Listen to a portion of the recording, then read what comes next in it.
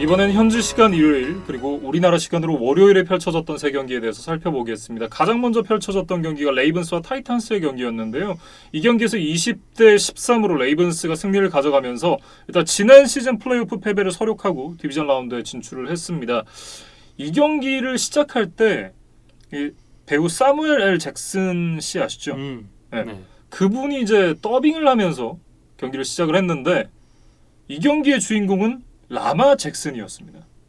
그러니까 3-4번 만에 드디어 이제 커리어 첫 플레이오프 승리를 가져갔다. 네. 이제 그런 이야기를 해야 될 것 같고, 지난주에 타이탄스를 만나게 된 것이 위기이자 기회라고 이야기를 했었는데, 네. 이제 타이탄스에게 좀 약세, 그다음에 이제 플레이오프에서 약세를 한꺼번에 극복하는 이제 그런 멋진 승리를 거뒀습니다. 사실 이날 경기를 시작하고 나서 패스 3번 만에 인터셉션을 던지면서 오늘도 글렀나? 라는 생각을 좀 하게 만들었었던 라마 잭슨이었는데, 사실 이날 패싱에서는 그렇게 좋은 모습은 사실 아니었습니다. 그런데 러싱에서 136야드의 하나의 터치다운을 기록하면서 발로 공격을 이끌었고, 사실 이제 이 경기를 승리로 가져가면서 패배를 서력한 것도 있겠지만 일단 라마 잭슨 개인으로서는 새가슴이라는 오명을 벗었던 게 가장 큰 이득이 아닌가 싶습니다. 이 쿼터 막판에 48야드짜리 동점 터치다운이 터지면서 라마 잭슨의 혈이 뚫렸고, 네. 이제 그 이후에는 좀 경기를 주도해 나갔던 잭슨이었어요. 그러니까 이날 경기의 플레이도 플레이지만 사실 이제 라마 잭슨이 올 시즌에 한 단계 더 진화했다라는 이제 생각이 드는 부분은 바로 리더십 관련된 부분입니다. 그러니까 원래 라마 잭슨 선수가 학교 다닐 때만 해도 굉장히 좀 내성적이고 사람들 앞에서 말을 잘 안 하는 그런 좀 소심한 성격이었다고 해요. 그랬는데 이날 경기를 앞두고 이제 토요일에 원격 미팅을 가졌는데 줌콜이라 그러죠. 이 미팅에서 라마 잭슨 선수가 자발적으로 스피치를 했다고 해요. 그러니까 이전까지는 사실 쿼터백이기는 하지만 팀의 리더로서의 어떤 이 발언 이런 부분들은 좀 부족했었던 라마 잭슨이었는데 올 시즌을 거치면서 팀의 리더로 좀 거듭나고 있다. 이런 부분들이 장기적으로 봤을 때도 볼티모어 레이븐스에 굉장히 좀 큰 힘이 되는 그런 자산이 아닌가 싶습니다. 그러니까 이날도 경기 초반에 0-10으로 뒤졌었잖아요. 그러면 이제 지난 시즌의 트라우마가 좀 생각이 날 법도 한데, 네. 이제 흔들리지 않고 역전승을 만들어냈다는 점, 이런 부분들은 분명히 좀 칭찬을 해야 될 것 같아요. 네. 타이탄스는 이제 모두가 예상하다시피 이 데릭 헨리를 중심으로 한 러싱 공격을 얼리다운에 시도를 하고 이후에 이제 패싱 공격을 이어가는 스타일의 공격을 준비를 해왔는데, 레이븐스가 이 부분에 대한 확실한 대비를 해왔습니다. 박스를 채우면서 데릭 헨리를 막고, 데릭 헨리가 막히고 나니까 얼리다운에서 전진이 많이 안 되잖아요. 이후에 이제 라이언 테너힐이 장거리의 패스를 할 수밖에 없게끔 그런 식으로 수비 전략을 준비를 해왔고, 이게 잘 통했던 것이 승리의 주요한 요인이 아닌가 싶습니다. 그러니까 레이븐스가 8명, 때로는 9명까지 이제 박스에 수비수들을 채워 넣으면서 데릭 헨리 봉쇄에 일단 집중을 했어요. 예. 그것이 이제 말씀해 주신 대로 좀 주요를 했고, 또 양 팀의 정규리그 맞대결 때 결장했었던 디펜시브 라인맨 칼라이스 캠벨이나 브랜든 윌리엄스가 이날 정상적인 컨디션으로 경기에 뛰어줬던 것도 네. 이제 정규 시즌과 달리 헨리를 잘 막을 수 있는 이제 주요 원인이 아니었나 싶습니다. 그러면서 이제 데릭 헨리가 이날 18번의 러싱으로 40야드밖에 기록을 하지 못했는데, 경기 내내 어딘가 불만 섞인 표정, 어딘가 마음에 안 드는 표정으로 계속해서 플레이를 했었거든요. 그게 사이드라인에 있을 때도 화면에 잡혔었는데, 마이크 브레이블 감독이 데릭 헨리를 계속해서 따라가면서 뭐라고 메시지를 전하는데 데릭 헨리가 듣지도 않고 계속해서 혼자 걸어가더라고요. 그런 부분들이 데릭 헨리가 멘탈이 터지지 않았을까 하는 그런 생각을 좀 하게 만들었습니다. 좀 평정심을 잃은 것이 아닌가 하는 이제 그런 생각이 들었는데, 지난 시즌 양 팀의 맞대결에서 평정심을 잃었던 사람이 있었어요. 그게 제 라마 잭슨이었죠. 그러니까 중요한 것은 경기가 잘 풀리지 않거나 뒤지고 있을 때도 이제 이 멘탈을 유지하고 끝까지 최선을 다하는 것, 이게 이제 승부를 뒤집는 좀 키가 되지 않나 이제 그런 생각이 들고, 네. 데릭 헨리의 세부적인 기록을 살펴보면 이날 러싱 퍼스트 다운을 단 한 개도 만들어주질 못했고, 네. 이제 헨리 개인이 가장 긴 야드를 전진했던 것이 8야드밖에 되질 않았습니다. 그러니까 얼마나 이날 데릭 헨리가 부진했는지 알 수 있는 그런 기록인 것 같아요. 평균으로 따져도 보통 데릭 헨리의 기록하면 평균 4야드 이상?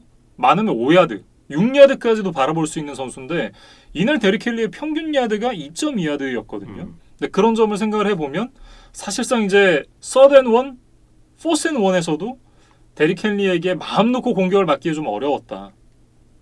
그렇기 때문에 타이탄스가 준비해왔던 모든 플랜이 정상적으로 이제 발동을 하기가 쉽지 않은 환경이었다. 이렇게 좀 얘기를 해야 될 것 같습니다. 이 데릭 헨리의 부진이 좀 여러 가지 나비 효과로 이어졌다는 생각인데 우선은 상대가 데릭 헨리에 대한 겁을 먹으면 이제 얼리다운에서 무조건 이제 러싱 디펜스에 집중을 하게 되고 네. 이제 테너힐이 간혹 그거를 이용해서 플레이 액션을 통해서 코리 데이비스나 에이제이 브라운에게 기습적인 디패스를 성공시키는 것이 또 타이탄스가 즐겨 사용하는 전략이거든요. 네. 근데 이날 레이븐스가 데릭 헨리에 대한 두려움을 갖질 않다 보니까 테널도 그런 모험적인 공격을 시도를 할 수가 없었고 브레이블 감독도 사실 굉장히 과감한 이런 모험적인 플레이 콜링을 즐기는 감독인데 이날은 좀 데릭 헨리가 막히다 보니까 위축이 됐는지 보수적인 플레이 콜링하는 장면들이 많이 있었어요. 그래서 두 가지만 좀 말씀을 드려보면 7점 차로 뒤지고 있던 4쿼터 초반 포스앤골 상황에서 7야드를 남긴 상황이었거든요. 그러니까 브레이블 감독의 기존 성향을 생각해보면 동점 터치다운을 노리는 이제 그런 고포릿을 시도할 만도 했었는데 이제 필드골로 이제 추격을 하는 데만 이제 만족을 했고 사실 여기까지는 좀 선택의 문제니까 뭐 충분히 이해를 할 여지가 있는데 두 번째 부분은 사실 이해하기는 좀 어려웠다는 생각입니다. 4점 차로 뒤진 4쿼터 10분여를 남기고 상대 진영 40야드 지점에서 포스앤투였거든요. 여기서는 고포릿을 실패하더라도 상대에게 아주 위험한 필드 포지션을 내주는 건 아니기 때문에 상대적으로 적은 리스크를 갖고 고포릿을 시도할 만도 했는데 여기서 펀트로 그냥 공격권을 넘겨주고 말았어요. 사실 이 부분에 대해서는 현지 팬들도 굉장히 좀 논란이 많았습니다. 사실 이렇게 짧은 거리의 포스다운이면 뭐 데릭 헨리를 이용한 러싱 공격이 아니라고 하더라도 라이언 테너힐이 직접 들고 뛰는 방법도 있고 아니면 정말 패스를 하는 방법도 있잖아요. 근데 그런 부분들을 좀 시도를 하지 않았던 건 분명히 좀 아쉬움이 있는 것 같습니다. 그러니까 브레이블 감독이 기싸움에서 좀 눌린 것이 아닌가 그런 생각이 들 정도였고 또 에이제이 브라운이 어느 정도 역할을 해준 반면에 이번 시즌 좋은 모습을 보여줬던 코리 데이비스가 단 한 번의 캐치도 하지 못했다는 점. 이 부분도 이제 테네시가 13득점밖에 하지 못했던 그런 원인이었던 것 같습니다. 그리고 이제 지난 11주차에 두 팀이 맞대결을 펼쳤습니다. 그때 당시에 타이탄스가 이제 센터 쪽에 있던 볼티모어 레이븐스의 로고를 밟으면서 양팀 감독들이 싸움을 했거든요. 그리고 이제 결국 그 경기는 타이탄스가 이겼습니다. 그리고 이번 와일드카드 경기가 그 경기에 대한 완벽한 좀 복수전이었다. 이런 얘기들도 있더라고요. 그래서 4쿼터 막판에 이제 승리의 쐐기를 박은 마커스 피터스의 인터셉션이 나왔었잖아요. 근데 이제 그때 레이븐스 선수들이 단체로 몰려 나와서 그 닛산 스타디움 이제 센터 서클에 있는 타이탄스 로고를 뭐 밟고 뭐 거기다 이제 공을 던지고 하는 또 이런 세레머니를 하다가 이제 페널티를 받는 그런 또 해프닝이 있었어요. 뭐 어쨌든 페널티는 받긴 했지만 레이븐스의 선수들이 이날 경기에 임하는 마음 자세가 그만큼 좀 달랐다. 동기부여가 분명히 있었다라는 점을 좀 확인시켜주는 장면이기도 했던 것 같습니다. 그러니까 저희가 주주 스미스 슈스터도 좀 개인적으로 이런 행동을 한 두어 차례 해서 좀 문제가 되고 뭐 응징을 당했다 이런 이야기를 했었는데 뭐 타이탄스도 이제 비슷한 경험을 하게 됐다고 이제 봐야겠죠. 뭐 최근에 이런 부분들이 좀 계속해서 스토리가 만들어지고 있기 때문에 이 두 팀이 향후 또 만나게 됐을 때 이런 스토리가 점점 더 쌓이지 않을까 이런 기대도 좀 하게 되네요. 그리고 이번 경기 레이븐스가 이제 승리를 거두고 원래는 뭐 양 팀이 이렇게 필드로 나와서 뭐 악수를 하고 덕담을 나누면서 헤어지는 것이 관례잖아요. 그런데 라마 잭슨이 되게 황급하게 이제 자신의 라커룸 쪽으로 이제 도망갔어요. 화장실 간 거 아니에요? 근데 이제 뭐 현지 인터뷰까지 했으니까 아마 그런 건 아니었던 것 같고 좀 의도적으로 이 타이탄스 선수들과 좀 대화를 하지 않아야겠다. 그들을 상대하지 않는 식으로 좀 복수를 해야겠다. 이런 계획을 좀 세웠던 것 같아요.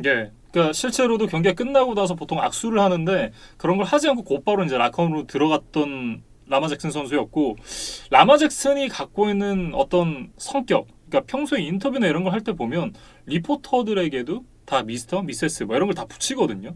그만큼 어떤 이 상대방에 대한 리스펙을 표하는 선수가 라마 잭슨 선수인데 이 선수가 그런 모습을 보여줬다는 건 분명히 좀 마음에 쌓인 응어리가 있었다. 이렇게 볼 수 있겠죠. 그래서 조금 섣부르게 제가 2021년 스케줄을 살펴봤는데 네. 두 팀의 정규리그 맞대결은 아쉽게 없어요. 음. 그런데 또 같은 AFC 컨퍼런스 소속 팀들이기 때문에 플레이오프에서 또 이 두 팀의 라이벌리는 계속될 수 있겠다. 뭐 그런 이야기를 좀 드리고 싶고 또 두 팀의 재밌는 징크스가 하나 또 이어졌습니다. 네. 지금 두 팀이 이번 경기까지 포함해서 5번 이제 플레이오프 무대에서 만났는데 모두 원정팀이 승리를 하는 또 재밌는 징크스를 이어가게 됐어요. 네. 이 양 팀이 다음번에 또 만나게 됐을 때 어떤 스토리가 또 쓰여지게 될지 상당히 좀 기대가 됩니다. 이렇게 레이븐스와 타이탄스의 경기에 대해서 얘기를 해봤고요. 다음은 시카고 베어스와 뉴올리언스 세인츠의 경기에 대해서 이어가 보겠습니다. 21대 9로 세인츠가 승리를 가져갔습니다. 모두가 예상했던 결과가 나왔는데 사실상 이 21대 9라는 스코어도 사실상 21대 3으로 볼 수 있고 그만큼 세인츠가 압도적인 경기를 했다. 이렇게 얘기를 할 수 있겠습니다. 세인츠의 드류 브리스, 엘빈 카마라, 마이클 토마스 이 삼각편대가 이번 시즌 함께한 스냅이 단 67번밖에 없었다고 그래요. 예. 그러니까 이 세 선수가 각자 뭐 부상이나 뭐 코로나 바이러스 양성 판정 이런 것들 때문에 좀 엇박자가 있었는데 그래도 가장 중요한 플레이오프 무대에 맞춰서 모두 좀 준비가 됐고 출전을 했다. 이 부분이 이제 세인츠가 승리를 하는데 가장 큰 요인이었던 것 같아요. 네. 그러니까 여러 가지 지표들을 보면 세인츠가 모두 앞서 있습니다. 그러니까 타임 오브 포지션부터 일단 세인츠가 크게 앞섰는데 38분 58초 대 21분 2초였거든요. 거의 뭐 2배 차이가 났었고 퍼스트 다운도 세인츠가 27개, 베어스가 11개. 이것도 뭐 16개나 차이가 났습니다. 거기다가 서다운 컨버전 역시도 65%와 10% 어마어마한 차이가 났거든요. 토탈 야드도 보면 385야드에 239야드. 그러니까 한마디로 얘기해서 게임이 안 됐다라고 좀 얘기를 할 수 있겠고 앞서 이제 이 엘빈 카마라 선수가 복귀를 하면서 브리스 카마라 토마스 삼각편대가 이제 완성이 됐다. 포스트 시즌 중요한 경기를 앞두고 돌아왔다라는 말씀을 해주셨는데 이 삼각편대에게 40분이나 공격할 시간을 준다? 이거는 못 이기죠.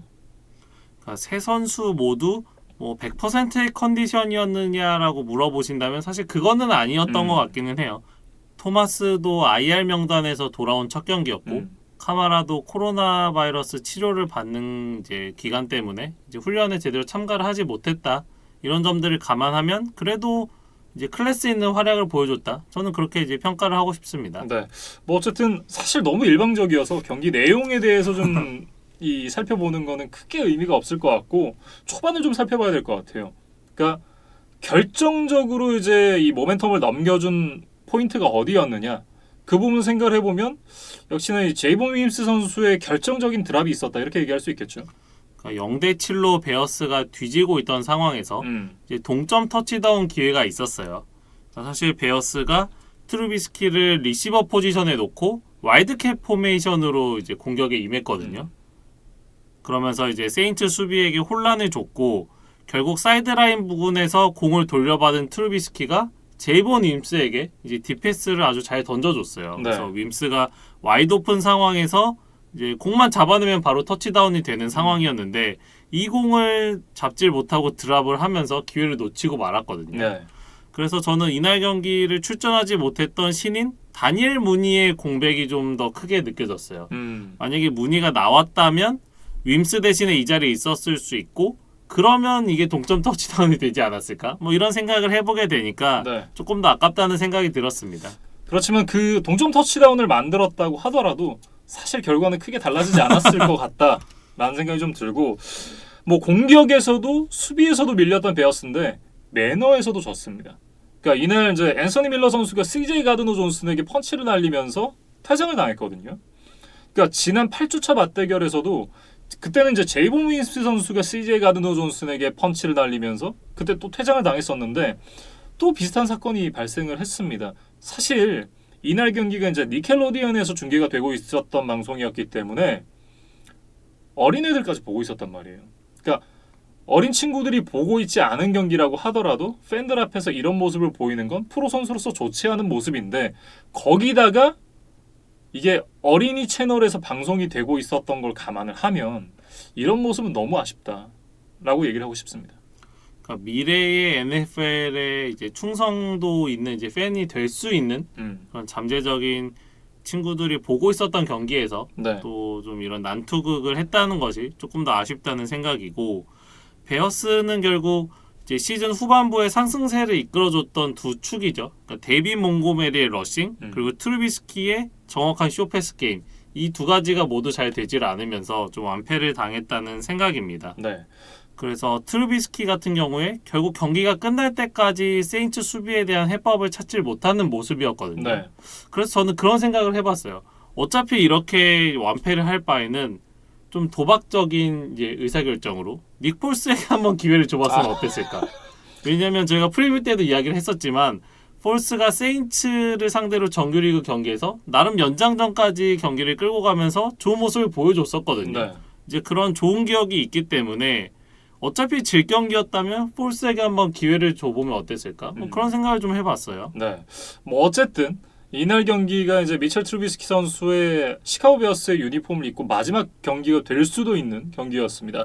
일단 이제 트루비스키 선수 같은 경우는 난 시카고에 남고 싶다라는 얘기를 하긴 했었는데 그게 현실로 이루어질지는 좀 지켜봐야 될 것 같아요. 그러니까 아직 이 시카고에서 나의 할 일을 다 하지 못한 것 같다, 이런 취지의 이야기를 했어요. 네. 그래서 좀 팀에 잔류하고 싶다는 의사를 명백하게 밝혔는데 뭐 맨내기 감독을 포함한 이제 베어스 구단의 판단을 좀 기다려야 되는 상황입니다. 네. 거기다가 이제 앨런 로빈슨 선수도 FA가 되는데 과연 이제 로빈슨의 거취가 어떻게 될지도 좀 많은 관심들이 모아지고 있습니다. 그리고 이날 경기 후에 그 디펜시브 코디네이터 척 파가노가 이제 은퇴를 발표를 했습니다. 예. 그러면서 베어스는 내년 시즌 새로운 디펜시브 코디네이터를 찾아야 하는 이제 그런 과제까지 떠안게 됐어요. 네. 그리고 이제 이 경기가 앞서 니켈로디언에서 이제 중계가 됐다라고 말씀을 드렸었는데 이게 니켈로디언이 이제 미국의 어린이 방송입니다. 어린이 방송에서 이제 어린이들 대상으로 풋볼 경기를 이제 중계를 해줬는데 이게 저는 굉장히 좋은 시도였다고 생각을 해요. 그러니까 사실 조기 교육이라는 게 중요하잖아요. 어릴 때부터 좋아하는 스포츠를 계속해서 좋아하기 마련인데 그런 점에서 NFL이 굉장히 좋은 선택을 했다라는 생각이 들고, 그러니까 인터넷에 올라온 이제 니켈로디언 중계 화면을 좀 보면 터치다운이 나왔을 때 엔드존에 이제 슬라임이 떨어지는 그래픽이 나오는가 하면 이 중계진들도 어린이들에게 맞춘 멘트 그리고 흥미를 유발할 수 있는 그런 얘기들을 좀 하더라고요. 거기다가 션 페이튼 감독 역시도 경기를 승리로 마치고 나서 실제로 슬라임을 맞는 그런 모습도 있었습니다. 그래서 기획 의도와 취지 모두 아주 좋았는데 한 가지 아쉬운 점이 있다면 경기 선택을 좀 잘못한 것이 아닌가? 그럴 수도 있는데 저는 사실 이제 굉장히 궁금한 것이 이날 경기에서 MVP로 미첼 트루비스키가 선정이 됐거든요. 그러니까 MVP가 아니라 NVP입니다. 그러니까 니켈로디언 밸류어블 플레이어, 이걸 줄여서 이제 NVP라고 하는데 이게 처음으로 신설된 상이에요. 그리고 초대 수상자가 미첼 트루비스키가 됐습니다. 이 현지 사람들이 이걸 보고 사실 MVP가 not valuable player가 아니냐 뭐 이런 얘기들을 하곤 하던데 실제로 이 어린 친구들이 이 투표에 참여했을 가능성이 그렇게 높지 않다라는 점을 생각을 해보면 이거는 어느 정도 시카고 베어스의 팬들의 민심이 좀 담겨있는 투표가 아닌가, 그런 생각을 저는 개인적으로 해봤습니다. 그러니까 트루비스키에 대한 지지표가 좀 반영된 결과다, 이런 이제 이야기이신가요? not valuable player라고 보는 게 합리적이지 않을까요? 그러니까 베어스 팬들이 이거를 not valuable player로 해석을 하고 네. 트루비스키에게 약간 조롱을 하기 위해서 투표를 한 것이다. 그럴 가능성이 좀 있다고 봅니다. 그래서 이게 참 NFL 무대에서 쿼터백으로 살아가는 게 참 어렵다는 생각이, 네. 시즌 막판에 트루비스키가 좋은 모습을 보여주면서 또 팬들의 지지를 얻었던 순간들도 있었잖아요. 그런데 이제 중요한 플레이오프 경기에서 부진하자마자 또 바로 민심이 돌아서더라. 또 네. 이런 얘기를 좀 드리고 싶습니다. 뭐 어쨌든 그게 어떤 실망의 어떤 투표였는지 정말 지지하는 투표였는지는 알 길이 없지만 어쨌든 트루비스키 선수가 초대 MVP에 선정이 됐고요.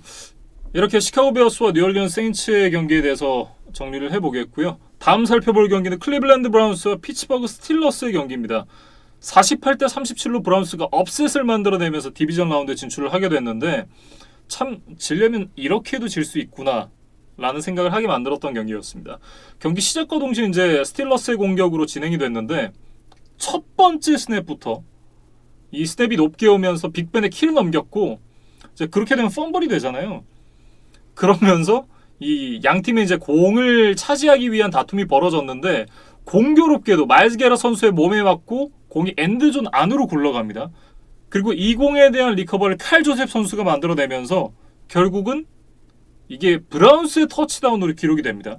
이와 비슷한 장면이 슈퍼볼 48에서 있었는데 당시에 그 덴버의 센터가 페이튼 매닝의 키를 넘긴 스냅을 했고 그 공이 엔드존까지 굴러갔는데 네. 이때는 페이튼 매닝이 리커버리를 하면서 이제 세이프티로 2점만 허용을 했었거든요. 근데 이번 경기에서는 그 공을 수비팀이었던 브라운스가 리커버리하면서 터치다운이 나왔다는 것이 좀 차이점이라고 하겠습니다. 네.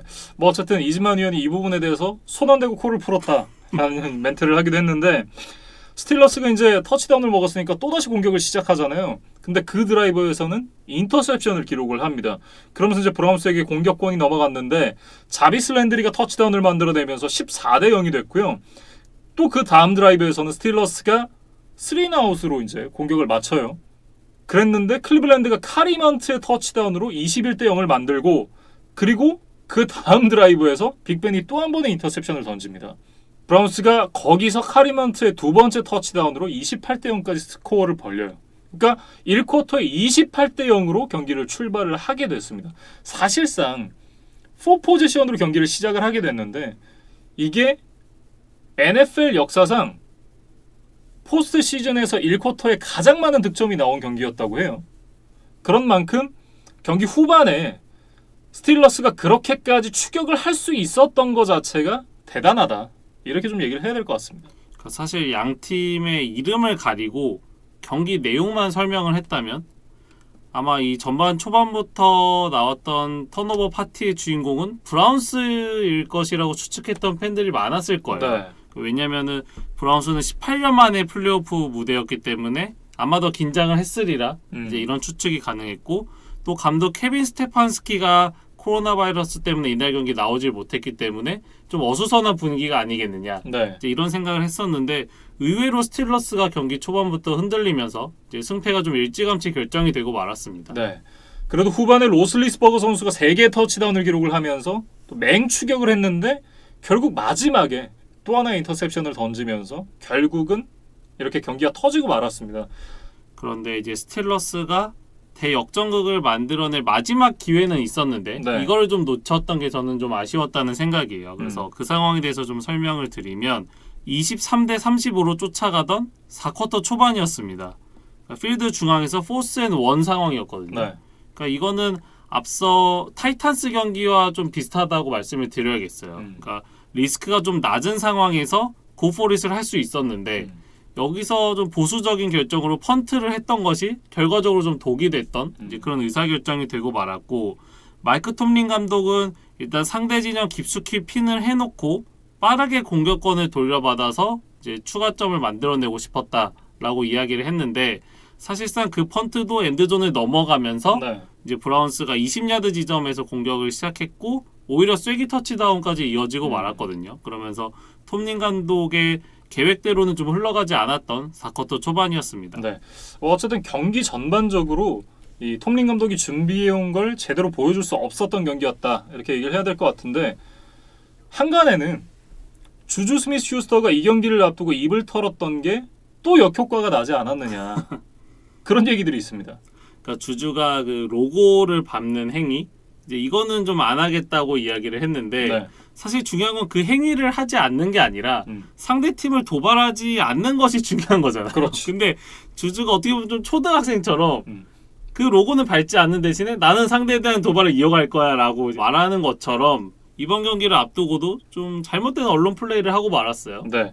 그러니까 이 부분에 대해서 좀 디테일하게 말씀을 드리면 그러니까 주주 스미스 슈스터가 이 경기 시작하기 전에 이 리포터와 인터뷰를 했습니다. 리포터가 물어보기를 올해 브라운스가 예전에 네가 봐왔던 브라운스와 다른 점이 있느냐 라는 질문을 했거든요. 근데 주주가 이에 대해서 이제 대답을 하기를 브라운스는 내가 매 시즌 보고 있는 이름 없는 회색 얼굴들이다.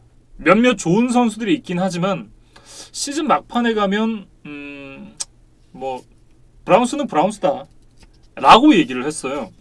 그러니까 사실 상대 팀을 지칭을 하면서 Nameless Grey Faces라는 얘기를 할 때는 이게 상대 팀이 어떤 선수들이 있건 어떤 팀이건 그거랑 상관없이 우리는 우리 일을 하겠다 라고 얘기를 할 때 보통 쓰는 표현이거든요.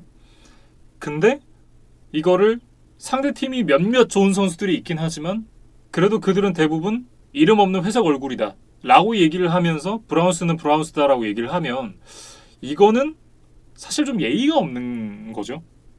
거기다가 상대 팀에 대한 리스펙이 없는 것도 문제인데 이 얘기를 해서 얻을 게 뭐예요 대체. 이건 사실 상대 팀이 전의를 불태울 만한 그런 어떤 얘기거리를 던져주는 거 외에 뭐 다른 의미가 별로 없거든요.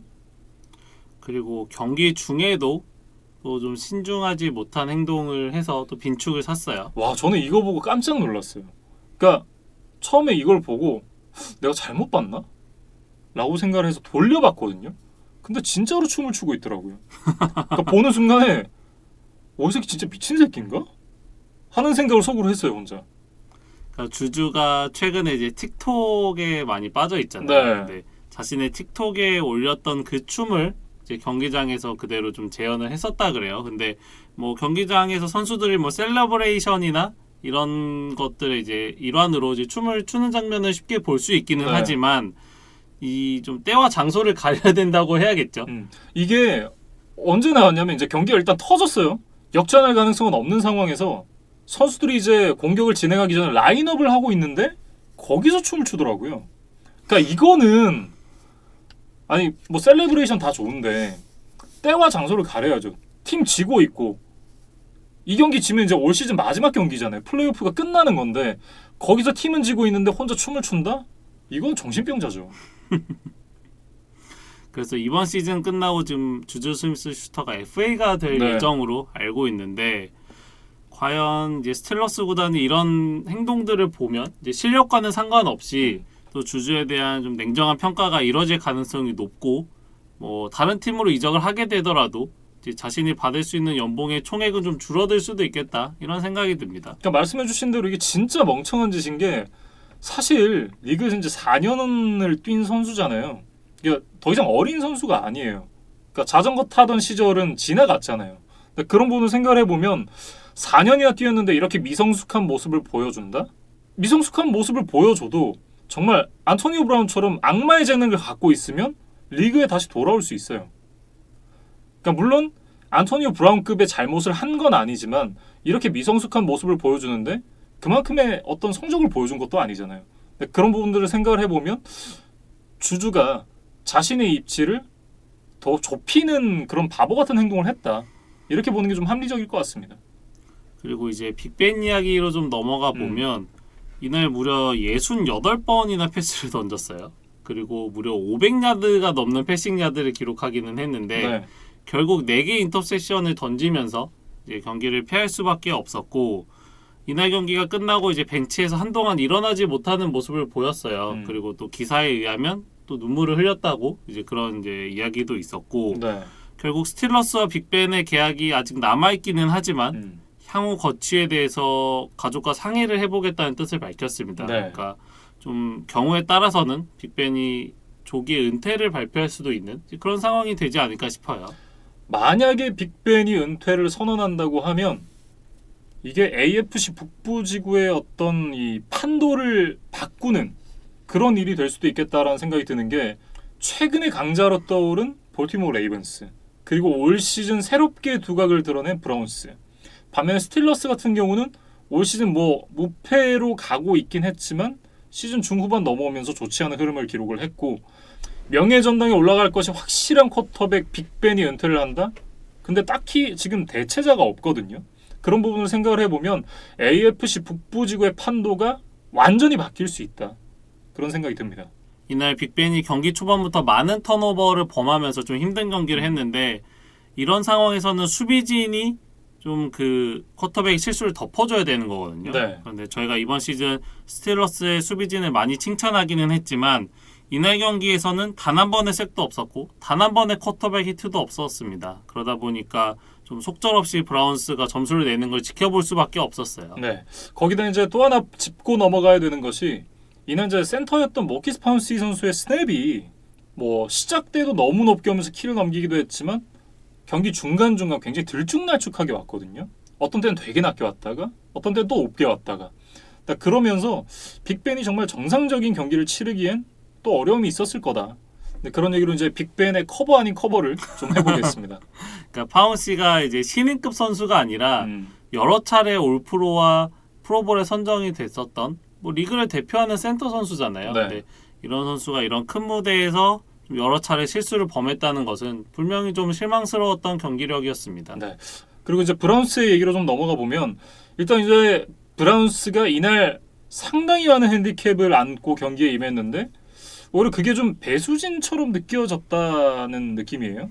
우선 감독 스테판스키가 빠졌고 그다음에 이제 넘버원 코너백 덴젤 워드 그리고 오펜시브 라인의 핵심 선수인 조엘 비토니오 같은 선수들이 모두 코로나 관련 이슈로 이날 경기에 나오질 못했습니다. 네.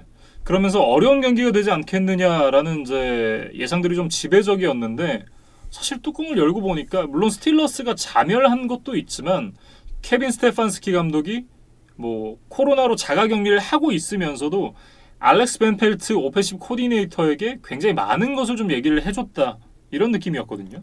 경기 중에 리포팅으로도 나왔는데 주전 쿼터백 베이커 메이필드, 백업 케이스 키넘 그리고 이제 케빈 스테판스키 감독의 오펜시브 코디네이터는 알렉스 벤펠트의 이날 임시 감독 대행을 했던 마이크 프리퍼 이렇게 5명이 이제 줌 회의를 여러 차례 진행을 했었다 그래요. 네.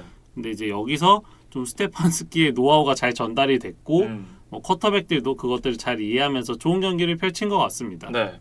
뭐 어쨌든 이 경기를 승리로 가져가면서 26년 만에 그러니까 1994년 이후에 26년 만에 플레이오프 승리를 가져가게 된 브라운스인데 공교롭게도 그때 당시에 이 감독 그리고 디펜시브 코디네이터가 현 시점 NFL 최고의 명장이라고 불리는 벨리책 감독 그리고 대학 풋볼 최고의 명장이라고 불리는 닉 세이반 감독이 그때 당시에 이제 감독 디펜시브 코디네이터였어요. 이 두 사람이 브라운스에서 뭉쳐서 이런 성과를 만들어냈었고 또 재미있게도 그 마지막 플레이오프 승리의 상대팀이 패트리어츠였더라고요. 예. 그리고 이게 얼마나 오래된 기간인지 좀 실감할 수 있었던 기록 하나가 이 경기가 1995년 1월 1일에 있었거든요. 근데 이때는 아직 베이커 메이필드가 태어나지 않았던 시기였습니다. 메이필드가 이 경기가 있었던 3달 후에 태어났다고 해요. 예. 그만큼 이제 오래된 일이다라고 이제 얘기를 할 수가 있겠는데 어쨌든 베이커 메이필드 선수가 첫 번째 플레이오프 경기를 맡게 됐는데 뭐 당황하지 않고 무리하지 않고 안정적으로 경기를 잘 운영했다 이런 생각이 들어요. 그러니까 빅벤의 실수를 잘 활용하면서 차곡차곡 점수를 잘 쌓아 나갔다. 이제 그런 이야기를 하고 싶고 네. 브라운스의 이제 가장 강력한 공격 무기는 역시 닉첩과 카리먼티 듀오잖아요. 이 두 선수가 200 스크리미지 야드를 넘겼고 3개의 터치다운을 합작하면서 아주 좋은 모습을 보여줬습니다. 네. 뭐 어쨌든 주주 스미스 슈스터가 경기 전에 브라운스는 어쨌든 브라운스다라는 얘기를 했는데 브라운스가 아님을 보여줬던 경기가 아니었나 그런 생각을 좀 해보면서 이 경기에 대한 리뷰도 맞춰보겠습니다. 사실 이제 이 6경기가 뭐 물론 이제 시카고 베어스와 세인츠의 경기는 조금 김이 빠지긴 했지만 나머지 5경기들 굉장히 좀 재밌는 경기들이었어요. 재밌기도 했고 뭐 새로운 스타도 탄생했던 것 같고 뭐 여러 가지 또 앞으로의 라이벌 스토리를 또 만들어냈다는 점에서 이제 오래도록 좀 기억에 남을 와일드카드 주간이 될 것 같아요. 네, 굉장히 많은 스토리들이 써졌던 와일드카드 라운드였고요. 과연 디비저널 라운드에서도 그런 스토리들이 써질 수 있을지 저희가 프리뷰를 한번 체크를 해보도록 하겠습니다.